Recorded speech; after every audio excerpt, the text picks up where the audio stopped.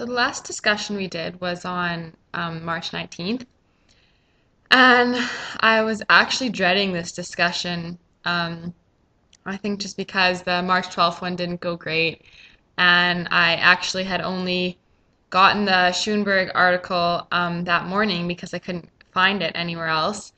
So I was rushing to finish my questions, kind of all just led to me feeling just a little bit anxious for this. But I will say I was pleasantly surprised. It actually was a good discussion. It was a good way to end off the discussions, I think. Um, so the beginning, the only part that I was a little bit uneasy with was the very beginning, which is when we were looking through the questions and I realized that Candace's, I think it was one of Candace's questions was, do you agree or disagree? And I was told that both myself and the student who prepared for March 12th were told that we had to stay away from those questions. So the fact that she got away with that, I was like, okay, that's not really fair. And the professor said that she was making them into a debate, and that's why she let them stay like that. But I don't really think that debate really happened the way that maybe she intended it. Also, Candace's first question, the other student, he pointed out that it was exactly like his question that he got humiliated for, as he said, which was a leading question. And I could see that even though the tables were turned, Candace, her question being scrutinized now, she was getting a little bit upset. I could just see it in her face. And so I was like, oh no, here we go again. But the good thing was we actually, it didn't really go anywhere from that. People were kind of like, no, let's discuss the content and not sit here and discuss the questions. So what I found interesting about Candace's questions was, in particular, B, the question was, why do you think, or what do you think the why that Quinny's referring to is, like, what do you think it is, and how do you think Haynes should have addressed it?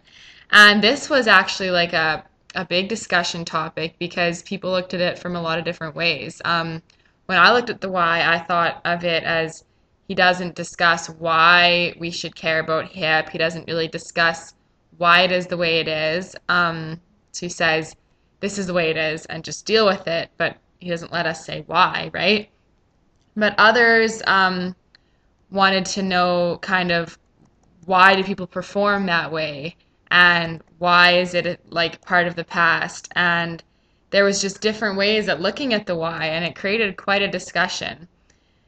So that was interesting to kind of see the different views because I looked at it one way and other people looked at it totally different. I also liked Braden's question, and I thought that his questions were straightforward, but they still involved thought, which was good, and involved you having to read the whole article. And his one question was, write a slogan or adjectives to describe to help like promote buying the book.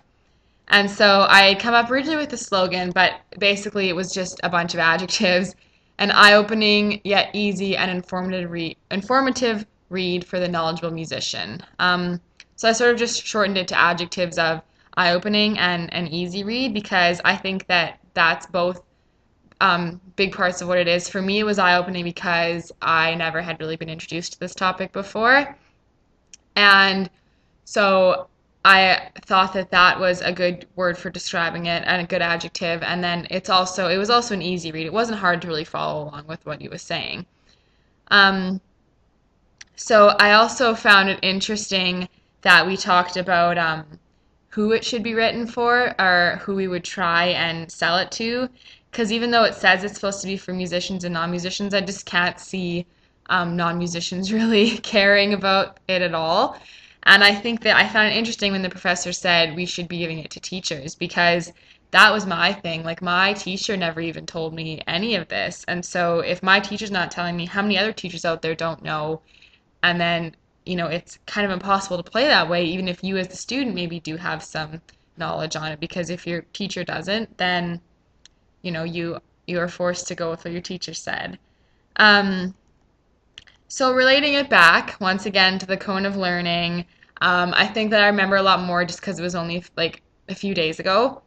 But I think I actually genuinely would remember these questions and the discussions in them, because there was a lot of actually, like, people were actually formulating good arguments, and it wasn't just let's pick on this person or like it was actually discussing. And I found it really interesting how we had to take the other person's view, and I think that that's where the professor was going with the debate, is go off of what somebody else was thinking, and or like switch your view and try and describe the opposing view. So I thought that that was a good idea.